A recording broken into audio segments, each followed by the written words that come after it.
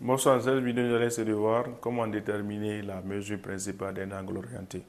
On a 2025 pi sur 11 pour trouver la mesure principale de ça, c'est-à-dire sa mesure dans l'intervalle de moins pi à pi.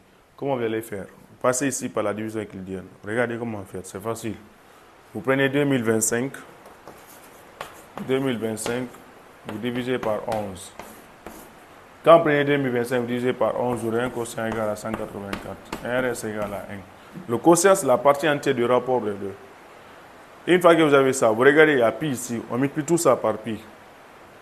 Et dans ce cas, on aura 2025 pi égale à 11 fois 180 pi, et 184 pi, plus pi, c'est ce qu'elle a.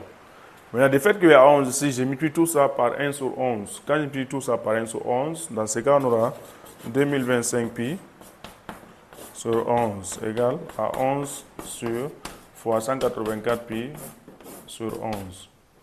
Maintenant, plus pi sur 11. On simplifie les deux.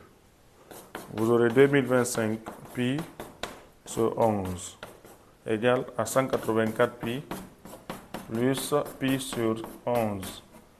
Maintenant, je vous donne un petit secret. Le nombre qui est là, si le nombre là est pair, dans ce cas, la mesure principale, c'est ce qu'elle est là. Mais si le nombre est impair, la mesure principale, vous faites apparaître ici pi et vous retracez moins pi. C'est une technique. Supposons, si on avait 183 pi comme ça, plus pi 11e. Si on avait ça, on n'allait pas dire que c'est la mesure principale, non. La mesure principale, il faut que le nombre soit là, soit un nombre pair. Technique facile, quoi. Donc, une fois que vous avez ça, comment vous allez faire? Comment vous allez modifier, quoi? Vous prenez donc 184 pi, vous ajoutez ici pi et vous retracez encore ici pi. Plus pi sur 11.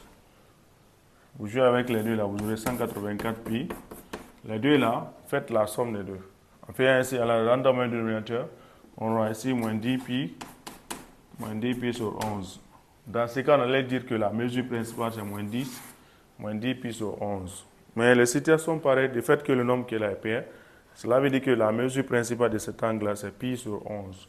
On va donc dire 2025 pi sur 11 est congru à pi sur 11.